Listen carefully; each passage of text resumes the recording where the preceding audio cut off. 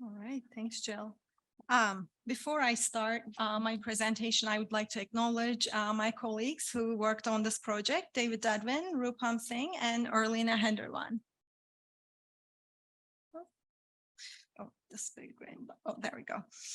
So best practices suggest personalization during mail contact in ABS studies because this will make the survey request mailing stand out from junk mail. So one way to personalize is to append auxiliary name information to the ABS frame and then use these appended names when addressing households during mail outreach. In general, this seems like a very basic idea. However, this is a multifaceted issue. So why naming may increase response rate theoretically? Well, because we are socially conditioned to pay more attention to our own name rather than a generic solicitation or other people's name. But the literature also says that the name could negatively impact response quality because respondents may feel that their data are not secure, hence they don't respond to all questions. In practice, the results are also mixed regarding the impact of using name on contact materials. Some see a little bit of a decrease, some see no decrease in response rate, some see a little bit of increase in item non-response, some see no increase, and the consensus is there's some increase in operational costs. But the complexity of this issue comes into place as the incidence and accuracy rates impact the success of outreach efforts in ABS studies. In our presentation, we are specifically going to not just look at the overall impact of naming these mailings, but specifically strategically selecting and naming the harder to reach person in the household and whether that can potentially improve representativeness and decrease non-response bias. So general objectives are, does this approach increase overall recruitment rates in a probability-based panel? But more importantly, is the strategic naming improves our panel composition and recruitment, especially bringing in hard to reach, hard to retain panelists. And we are also going to look at which sections of the population actually more responds to the naming versus not. And then we do have a multi-stage recruitment process. So I'm also going to talk a little bit about if that naming impact differs in different stages of the recruitment. Accordingly, we have conducted experiments on AmerSpeak, and this is actually the recruitment methodology Brady mentioned that he was jealous about, and I think that's mainly because of the NERFU recruitment. So AmerSpeak recruits panelists annually, and we do that because panel maintenance is a dynamic process with the sample supplemented and refreshed regularly over time, not just to grow the panel, but also to compensate for panel attrition and improve panel representation. So AmerSpeak recruitment uses address-based sampling design, and we also use sequential mixed mode protocol with a two-stage recruitment. The USPS mailing is the initial contact mode when inviting sample households to join the AmerSpeak panel. First, we send a pre-notification postcard. 5 days after the initial contact, we send a 9x12 recruitment packet. And then 12 days after the initial contact, we send a reminder postcard. After these mailings in the initial recruitment stage, we also call the households where we have a phone matched by our auxiliary data sources. We also include an inbound phone number in our mailings for those non-web households and for those who prefer phone over web.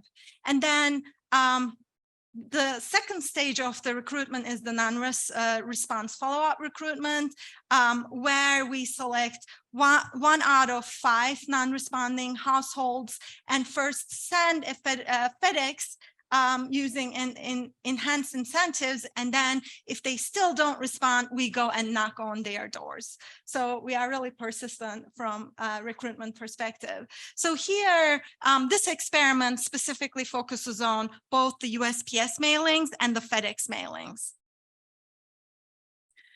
So during recruitment, we utilize auxiliary vendor data and big data modeling procedures. So based on the appended auxiliary information, we build models designed to predict household and person level characteristics and oversample households.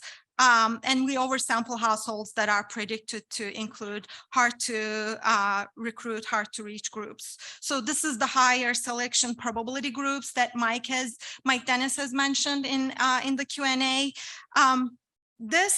We use this methodology because the hard to reach and hard to recruit populations are not just hard to reach and recruit, but they also iterate in higher levels, especially in the first 6 months of recruitment during in the panel. So then we oversample these households, but also we go one step further and strategically name persons in the households that are hard to recruit, reach the random half of the sample during male recruitment. So our aim was whether we were able to, by naming these specific sample cases, can we get them to the panel, and can we increase the rate of recruitment among these hard to reach groups? So the half got the treatment group, the other random half got the generic solicitation.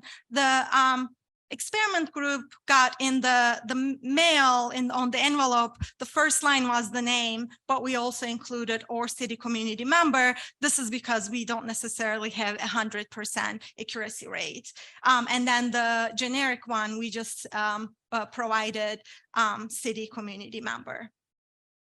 So overall, we got about 93% of the sample that included a name match. And over the decade, this incidence rate definitely increased from our vendors and auxiliary data vendor sources. So let's take a look at the results. So in these graphs going forward, the NORC orange is the experiment group, and which are the sample households that got a mailing with name. And then the gray bars represent the control group, which are the households that received the mailing with the generic solicitation. Consistent with the literature, we don't really see significant recruitment rate differences, with the exception during FedEx recruitment. We see that in FedEx recruitment, naming individuals slightly decrease the response rates overall. But because we do a mixed mode design, and this is the beauty of the mixed mode design, we were able to catch up with the treatment groups response rates as well. So overall, this didn't necessarily impact. This is the money slide we call in our working group. And what the slides tell us is the percent of panelists and recruits that are the person who we named. So this suggests that strategically overall here, for instance, we were 1.5 times more likely to get the named individual, which is great. But we also looked into our hard to reach groups, and these are the groups that we strategically not just oversample, but named. So among these, we see that overall message and take-home message here is that strategically naming persons in the household that are hard to reach significantly increases the chance of that named individual to respond to our panel request. So if we look at these young adults overall, we were 2 times more likely to get the young adult whose ages 18 to 24 using this methodology.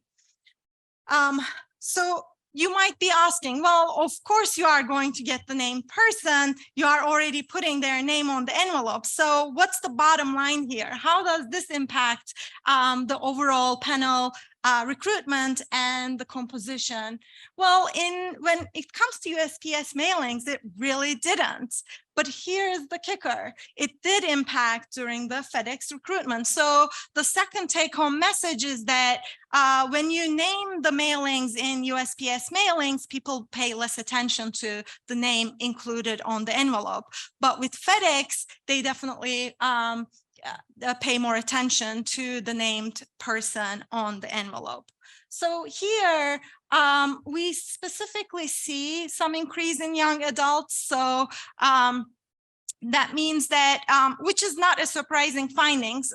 Most of the time, young adults don't get a lot of mailings, a lot of junk mail. So it's novel for them to get a FedEx where you name the young adult in the household. So that definitely did have a demographic composition increase among young adults. We also see a huge increase in male recruitment. There was a presentation earlier who also pointed out that women tend to respond to surveys more often. So this methodology also brings in more men. We also see a little bit of increase among high income groups. That might be because the auxiliary data, especially we get from vendors, tend to have better information from the higher income households, why they may be buying more stuff. They may have their names in more different databases. So they may have more accurate information. We see a little bit of increase in Hispanic group and in Spanish speakers, but that was about it. So what does that mean for us? So we have seen in several articles that past studies do not recommend using personalized salutations in ABS mail surveys because they did see either decline in response rate or no change in response rate. But more importantly, what they mentioned is, well, the item non-response increases when you name the person. I didn't present here, but we also looked at these data quality measures, specifically item non-response among experiment groups, and we didn't see differences either. So our findings actually do challenge this blanket recommendation a bit and show that the decision to name or use name on your mailings really is study specific, and you should really consider pros and cons of each approach. For us, it was important because we want to bring in more and more hard to reach, hard to recruit groups into our panel. So I mentioned these two take-home messages. One is strategically naming harder to reach recruit persons is more efficient during the NRFU stage via FedEx. So use it in FedEx, USPS, it didn't matter. The more and more we get high accuracy of these names, I am hopeful that it's also going to improve the hard to reach population recruitment in the USPS stage. But FedEx definitely was worth to using the name. And then, of course, the strategically naming persons in the household that are hard to reach significantly increase the chance of that named individual to respond to our panel request. Before I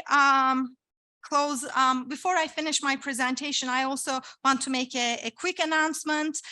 We launched a new center at NORC last month, and this is called Center for Panel Survey Sciences.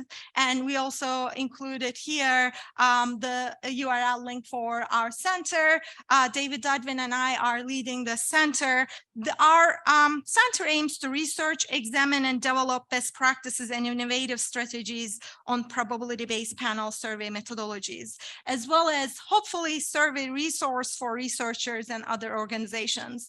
As we have been listening to different talks, we see that the online panels, specifically probability-based online panels, are more and more used. So we, as NORC, we want to be able to provide a resource to researchers. Well, thank you very much.